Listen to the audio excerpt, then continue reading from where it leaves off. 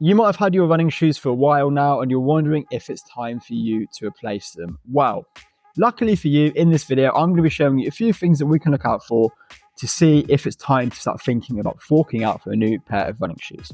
Now, first thing I should say is that the industry standard recommendation here is 300 to 500 miles, okay? Now, I don't want you to use this as the absolute rule for when you should replace your running shoes, because there's other factors that we can use. I know people that have used their running shoes for 1,000 kilometers and they haven't got any injuries from it. They've still felt comfortable. So why replace them? Now, first thing we need to go through is what to look for physically. The first sign of wear that you'll see on your running shoe will probably be the tread. Now, the bit of the tread that's going to wear first is going to be the part of the tread that hits the ground first, okay? Because that takes the most load. Now, these are my girlfriend's On Clouds. They've been used a fair bit, but they're not completely in the bin yet. So, if I draw your attention to the tread on this shoe, you can see the side that hits the ground first, which this is the left shoe. Now you're always going to have the left side of your foot hit the ground first when you're in your left shoe. You can see that where that would be is a little bit smoothed over compared to the rest of the tread on the shoe, okay? You can see the less definition, the lugs, you can't really see anymore, okay? So this will tell you where you strike. So as you can see, my girlfriend's heel hits the floor first. Nothing wrong with that before any of you who are striking haters come in the comments. But as you can see, that's telling you where it wears. Now, obviously, the rest of the shoe is not looking too bad. There's still a little bit there. But if the whole shoe starts to look like this, it's probably time to start thinking about a new shoe, just because then obviously the tread's not doing what it should do, etc., etc. And if the tread gets like that, there's a high chance that the shoe isn't going to be supporting you as much, because if that's gone, another thing that might be gone is what we call the flex test. Now, as you can see, when I do this with the shoe, you see the toe pops back. Now, these have always done these from new, okay? This is fine. But if I were to be able to bend this whole shoe in half, which I can't, but if I could, then that's a sign that the shoe's not really going to be supporting you as much anymore. So that's another thing to look out for. Obviously, physical things like damage to the exterior of the cushioning and the sole, etc., are things to look out for, okay?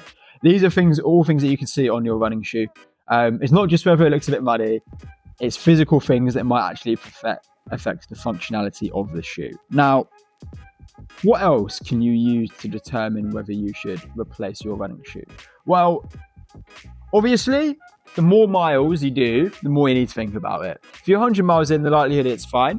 If you're having issues like this in the first 50, 100 miles, you should contact where you got the shoe from, because it could be a fault, okay?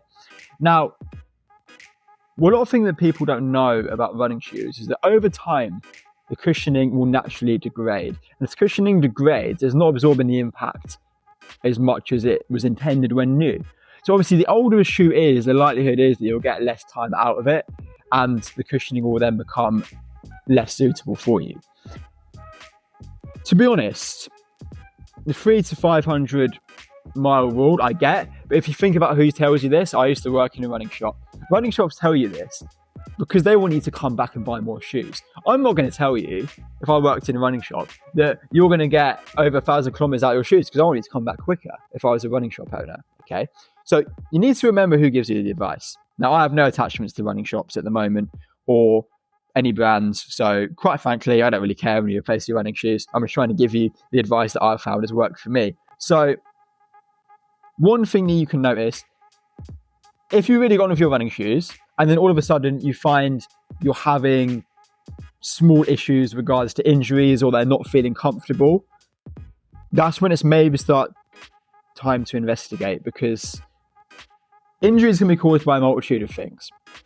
99% of running injuries are caused by an increase in volume and your body's just adapting to it. It's not quite used to it, so you've got a little injury from it, okay?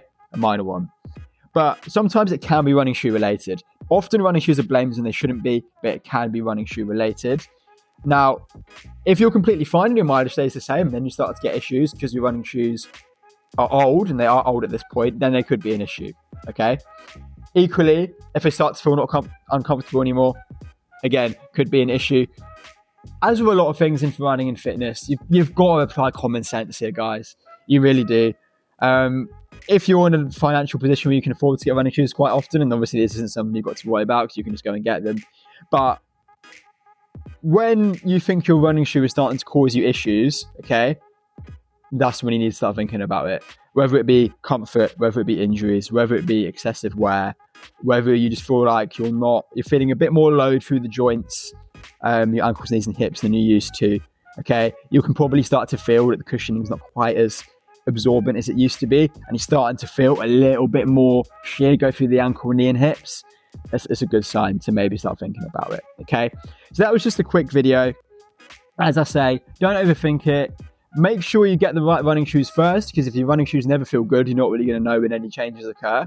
So get good running shoes, make sure they feel good, and then over time, just monitor how they start to feel. Use the 300 to 500 mile mark is when to just start having a look to see if you've noticed any changes. And then if you haven't, keep going. And if you have, start thinking about changing. I hope this advice helps, and I look forward to seeing you in the next video.